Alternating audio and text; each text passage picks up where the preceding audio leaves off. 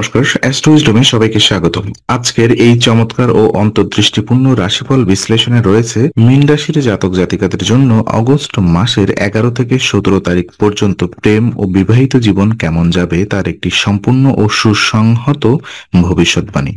এই সপ্তাহে বৃহস্পতির শুভ প্রভাব প্রেম ও দাম্পত্য জীবনে এনে দিতে পারে মানসিক প্রশান্তি, সম্পর্কের গভীরতা ও দায়িত্ববোধ। আপনি যদি প্রেমে ইতিবাচক পরিবর্তন চান কিংবা সঙ্গীর সঙ্গে মানসিক দূরত্ব মেটাতে চান, তবে আজকের ভিডিওটি একেবারেই আপনার জন্য। তাহলে চলুন শুরু করা যাক আজকের আলোচনা। প্রথমত, প্রেম জীবনে মানসিক প্রশান্তির প্রভাব কি কি রয়েছে তা আলোকপাত করব।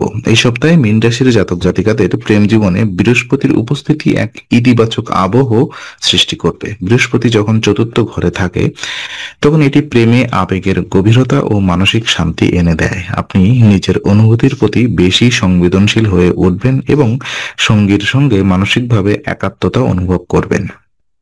এই সময় প্রিয়জনের সঙ্গে একান্তে সময় কাটানো শুধু সম্পর্ককে দৃঢ় করবে না, বরং পুরনো ভুল বা মানসিক দূরত্ব ভুলে যাওয়ার সুযোগ এনে দেবে। অতীতের মানসিক ক্লান্তি কাটিয়ে নতুনভাবে সম্পর্ক শুরু করতে চাইলে এই সপ্তাহ একদম সঠিক সময়।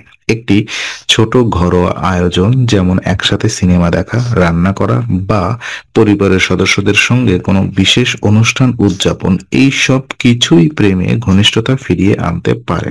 এই সপ্তাহে আবেগ প্রকাশ সহজে হবে, তাই যেসব কথা আগে বলতে সংকোচ বোধ করেছেন, এখন সেই কথাগুলো বলা সঠিক হবে। যারা লং ডিস্টেন্স রিলেশনশিপে রয়েছেন তাদের জন্য এটি একটি ভালো সময়, কারণ আপনি ও আপনার সঙ্গী দুজনেই আবেগের স্থিতিশীলতা অনুভব করতে পারবেন। সংক্ষেপে বলা যায়, বৃহস্পতি প্রেমে স্থিতিশীলতা, দায়িত্ববোধ এবং এক ধরনের মমত্বপূর্ণ সম্পর্কের আবহ তৈরি করবে। এই সময়কে ব্যবহার করুন আপনার সম্পর্ককে নতুন করে গড়ার জন্য। বিবাহিত জীবনের পারিবারিক ভূমিকা কি থাকবে দেখে নিব। তো মীন রাশির বিবাহিত জাতকদের জন্য এই সপ্তাহটি হয়ে উঠতে পারে সম্পর্ক পুনর্গঠনের এক উপযুক্ত সময়। বৃহস্পতি চতুর্থ ঘরে অবস্থান করায় আপনি পরিবার এবং সঙ্গীর প্রতি এক ধরনের গভীর দায়িত্ববোধ অনুভব করবেন। দাম্পত্য জীবনে মানসিক শান্তি বজায় রাখতে হলে সঙ্গীর সঙ্গে সহানুভূতিপূর্ণ যোগাযোগ ও ভাগাভাগি অত্যন্ত প্রয়োজন। এই সপ্তাহে পারিবারিক দিক থেকে কিছু বাড়তি চাপ আসতে পারে, যেমন কোনো সদস্যের স্বাস্থ্যগত সমস্যা বা অর্থনৈতিক দিক থেকে কিছু ব্যয়। তবে আপনি যদি সঙ্গীর পাশে দাঁড়াতে পারেন এবং দায়িত্ব ভাগ করে নিতে পারেন, তাহলে তা শুধু দাম্পত্য সম্পর্কে দৃঢ়তা আনবে না, বরং পারস্পরিক শ্রদ্ধা এবং ভালোবাসাও বাড়াবে। বিশেষত যারা সন্তান বা পিতামাতার দায়িত্ব পালন করছেন তাদের জন্য এটি কিছুটা ব্যস্ত সময় হলেও এটি সম্পর্ককে শক্ত ভিত্তি দেওয়ার সময়। এই সময়টিতে সঙ্গীকে ছোট উপহার, একান্তে সময় বা শুধুমাত্র কিছু আন্তরিক কথা বলে খুশি করা যেতে পারে। আপনার সঙ্গীও যদি আপনাকে বুঝতে চান এবং সম্পর্কের উন্নতির সময় দেওয়া, তাহলে এই সপ্তাহ হবে অত্যন্ত ইতিবাচক ও ফলপ্রসূ। এই সময় অবসর সময়কে ব্যবহার করুন মানসিক সংযোগ বৃদ্ধিতে। একসাথে সিনেমা দেখা, ছোট ট্রিপ বা শুধু একান্তে কথা বলা, এই ছোট ছোট উদ্যোগ বা সম্পর্ককে ভরাট করে তুলতে পারে। সিঙ্গেলদের জন্য মানসিক প্রস্তুতি কি থাকবে? তো যারা এখনো একা বা প্রেমের সম্পর্কে প্রবেশ করেননি তাদের জন্য এই সপ্তাহ মূলত ভবিষ্যতের প্রস্তুতির সময়। বৃহস্পতি চতুর্থ ঘরে থাকার কারণে সম্পর্ক শুরু হওয়ার সম্ভাবনা খুব বেশি নেই, তবে মানসিক পরিপক্কতা বাড়ানোর জন্য এটি আদর্শ সময়। এই সময় আত্মবিশ্লেষণের মাধ্যমে আপনি জানতে পারবেন ঠিক কেমন একজন সঙ্গী আপনার জীবনে প্রয়োজন। নিজের ভেতরের আবেগ, ভালোবাসার ভাষা এবং সীমাবদ্ধতা সম্পর্কে সচেতন হওয়া ভবিষ্যতের জন্য এক বড় প্রস্তুতি। সপ্তাহ জুড়ে নিজেকে সময় দিন। সৃজনশীল কাজ যেমন লেখা, সঙ্গীত বা ধ্যানের মাধ্যমে নিজেকে আরো ভালো করে চিনুন। আত্ম উন্নয়ন প্রতিটি পদক্ষেপ আগামী দিনে একটি সুস্থ স্থিতিশীল সম্পর্ক গঠনে সাহায্য করবে। পরিবার ও বন্ধুদের সঙ্গে সময় কাটানো এই সময় মানসিক সমর্থন দেবে।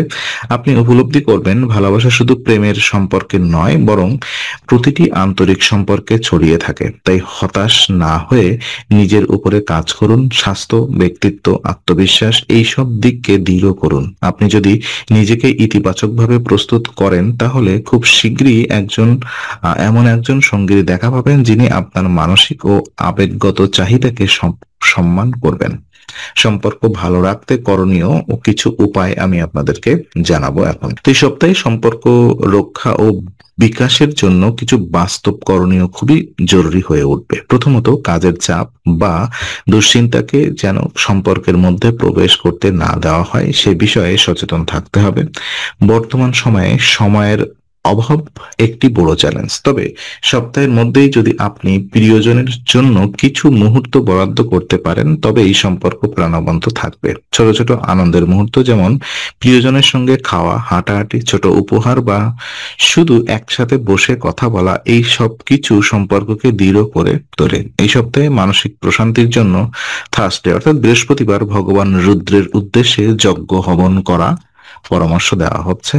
এই উপায়টি কেবল আধ্যাত্মিক নয়, বরং এটি মানসিক ভারসাম্য ও সম্পর্কের বন্ধন দৃঢ় করতে সাহায্য করে। আপনি চাইলে ঘরেই ছোট আকারে ধূপ, প্রদীপ ও রুদ্র মন্ত্র পাঠের মাধ্যমে যজ্ঞ করতে পারেন।